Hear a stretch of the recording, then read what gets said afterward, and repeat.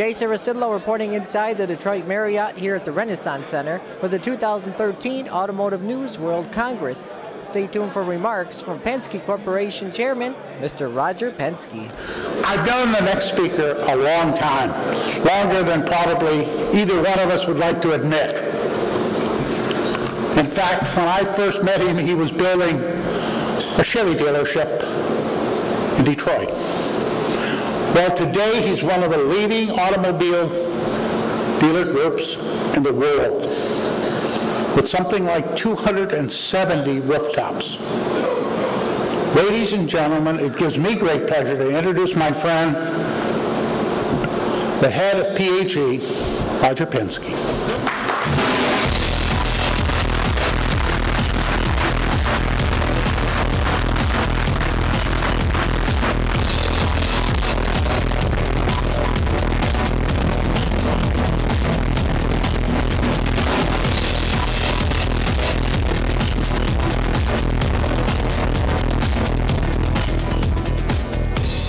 Well, good evening, everyone. It's certainly a pleasure for me to be here tonight, and obviously, Keith, thank you for that introduction. We've known each other for a long time, obviously, but tonight, I guess, each year, this is a traditional year, the World Congress showcases the heart and soul of the automotive industry while bringing together top executives to discuss critical issues facing our industry. I'm honored this year, obviously, to be part of the Congress. And as a supporter of Detroit, Keith, I want to thank you and Crane Communications for their commitment to our city. Very important to me personally. And this is a perfect example of what I call a data equity event that brings people to downtown Detroit each year. So again, thank you, and thank you, Crane Communications. It's also a pleasure for me tonight to share the stage with Bo Anderson. I've known Bo for many years and admired his ability to excel through General Motors. And it's great to hear about the Gaz Group and how he has navigated the rapidly changing automotive landscape in Russia.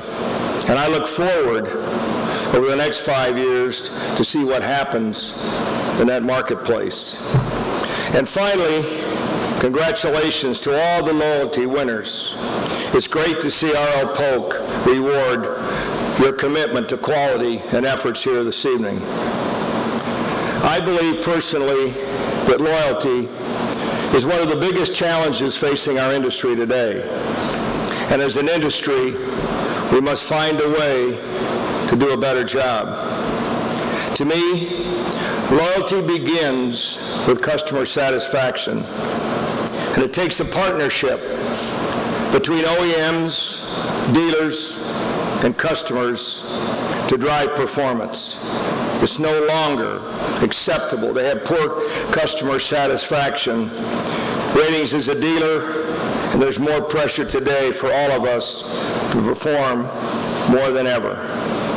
And if we don't perform, our customers aren't afraid to let us know about it either. With over 90% of the car buyers using the internet to research their next purchase, perhaps our biggest challenge going forward is social media. We need to be fluent in YouTube, Facebook, Twitter, and customers are not afraid to use social media, sites such as Yelp, Google reviews, to let us know how we did. And once these comments are posted on the information superhighway, our reputation is up there for everyone to see. So building loyalty through customer satisfaction is one of the key attributes of our retail business here and around the world. And again, my congratulations to all the loyalty winners this evening. Tremendous. As I walked the show floor the last 2 days, I was reminded how important this industry is to our economy. As I look at more than 50 model introductions that were made over the last couple of days, As I see 170 new model introductions planned for the next 4 years, I can't help to think how resilient our industry really is. In a few short years, we all gathered here, a few years ago, gathered here, as the rest of the world made predictions about the demise of our industry, how the big three was going to consolidate, and how many suppliers were headed for bankruptcy, or how many dealers couldn't afford to keep their doors open any longer. And 21 months ago, we heard the criticism of the manufacturing processes at the Japanese brands in the wake of the earthquake and the tsunami that hit Japan. Since these events, we can all see how resilient our industry can be in the face of adversity. The SAAR is projected to be over 15 million units in 2013. Investments are being made in manufacturing facilities and driving job growth across the United States. The supplier base is strong. The dealer groups are recording record profitability, and product quality has never been better. Our industry is thriving once again. As I think about resiliency of the auto industry, I'm reminded about our journey at Penske Auto Group over the last 13 years, and about the changes that we've taken to become a better retailer. We needed to improve transparency, to drive customer satisfaction, increase loyalty, and to create value on Main Street and Wall Street. And that's where I want to spend some time this evening. Penske Automotive Group is a collection of 344 franchises and 270 dealerships located across 2 continents. We operate in the United States, the UK, Germany, and Italy.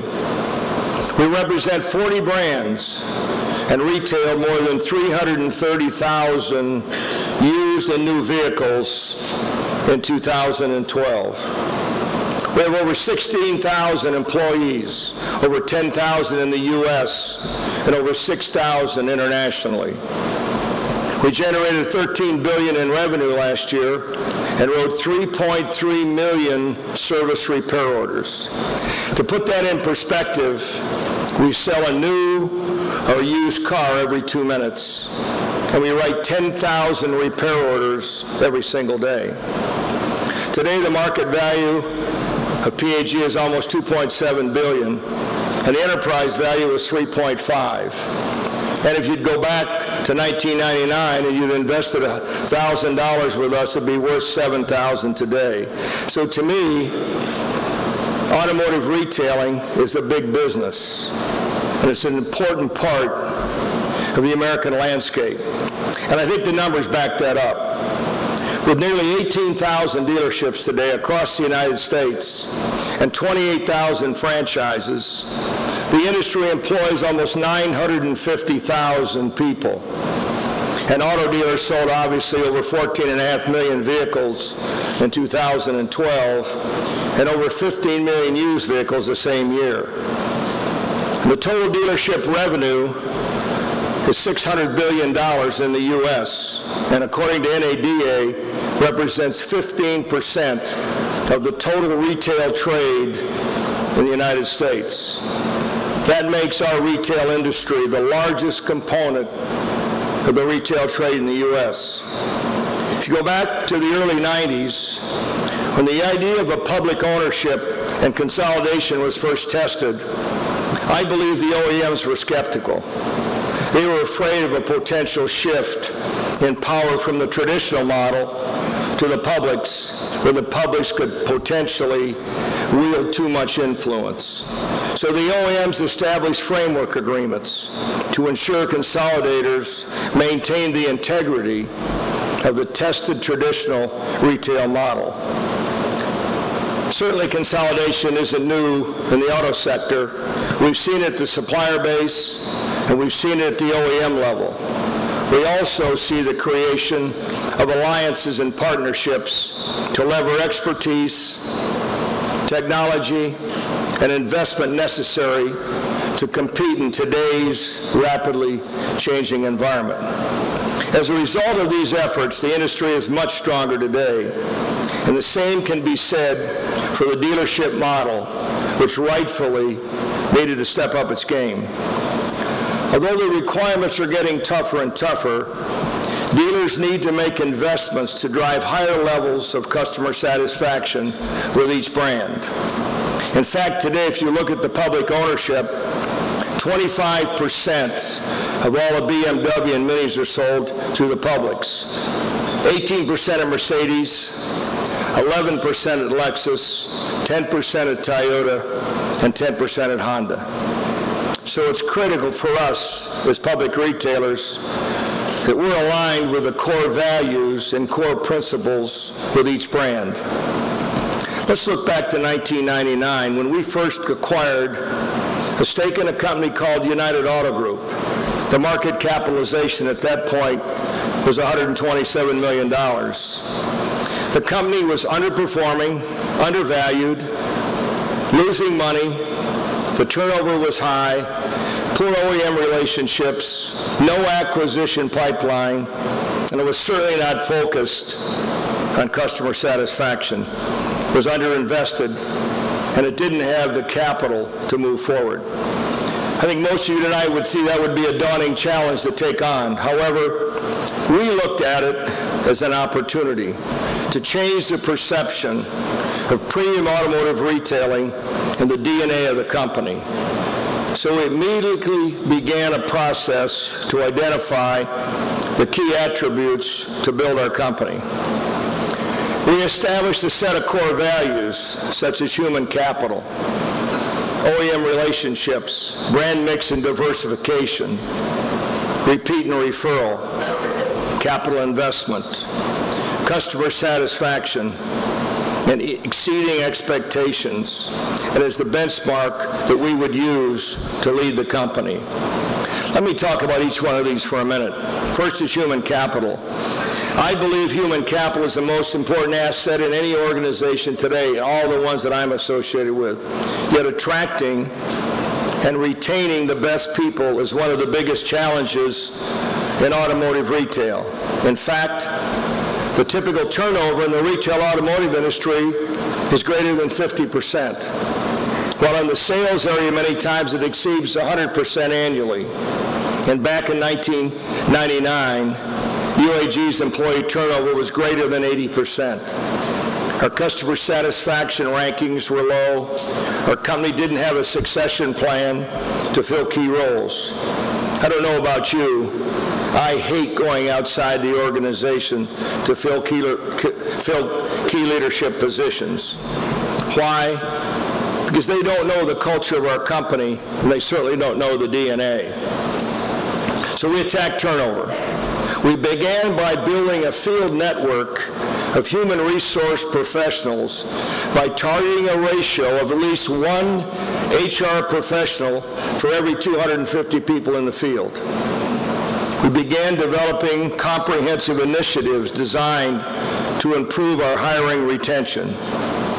We initiated job suitability testing and background checks, and then we focused on compensation, benefits, litigation, workplace safety, workman's compensation, and training. When it came to training, we identified a need to build a bench. I say a bench of aspiring young managers to run our stores. So we developed an in-house training model with NADA where high-potential candidates could go through a 7-month program, specific on-the-job training and leadership development. So far, we've put 132 people through this program since 2009, and our retention rate is 92%. We proved also that we wanted to have an opportunity for employees to be heard. We established a comprehensive employee survey process where every team member is asked to rate our company across a variety of different metrics each year. In 2012, 97% of our people completed this survey. They tell us through their eyes what we're doing right, but most important, they tell us areas where we need to improve. In our most recent survey, the question, "I believe PAG is serious about customer satisfaction," received the highest rating. The lowest rated response, "We needed to move faster when making decisions on people who do not perform satisfactorily." That's our people telling us. I think these comprehensive programs have made a huge difference. Guess what happened? United Autos Group turnover back in '99 was 80% when we started. Last year, our turnover was 19%, and our goal is to drive that lower even in 2013. Second, OEM relationships. Back in 1999, we had poor OEM relationships and didn't have the ability to move forward with acquisitions. So one of the first steps we took was to vertically integrate with the OEM's captive finance companies. Next, we needed to negotiate a credit facility on working capital to make acquisitions. Instead of going to the traditional banks, like most companies do in this business, we took a different approach. We looked at our OEM partners and negotiated a long-term credit agreement that positioned our company for growth. And guess what? After 13 years, we still have that credit facility in place. However, that isn't a new philosophy for us. Growth through partnerships is a key attribute of all the Penske companies. Whether it's building engines with Daimler and General Motors like we did at Detroit Diesel, or the partnership with GE Capital that provided financing to help grow Penske Truck Leasing to be the largest player in the industry, or the business partners that support our racing efforts on the racetrack. We view key partnerships as key to growing our business. Next, we looked to improve overall OEM relationships. So we invested in brand managers who are responsible for driving transparency and growth and consistent metrics across the stores of each individual brand. And they work hand in hand with the dealership managers to build rapport with each OEM. Next, brand mix and diversification. When we acquired PAG, we didn't believe the company was invested with the right brands or in the right markets. And its facilities were outdated also. In 1999, the company's brand mix was almost split down the middle, domestic and foreign. And the company had very little exposure, in fact, very little exposure to luxury brands.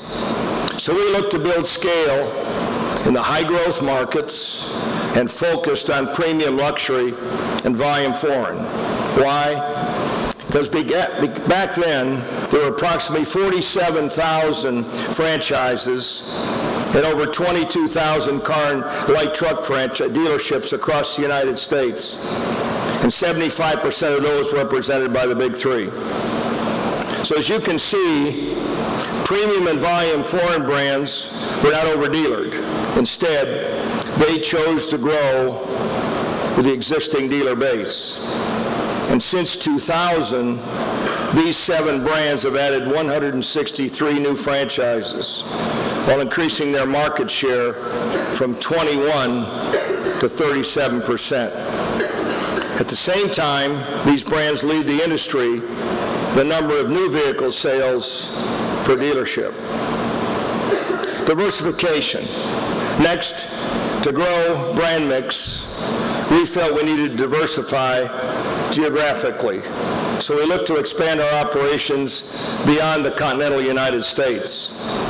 Utilizing a partnership we'd built with Daimler-Benz at Detroit Diesel back in the 90s.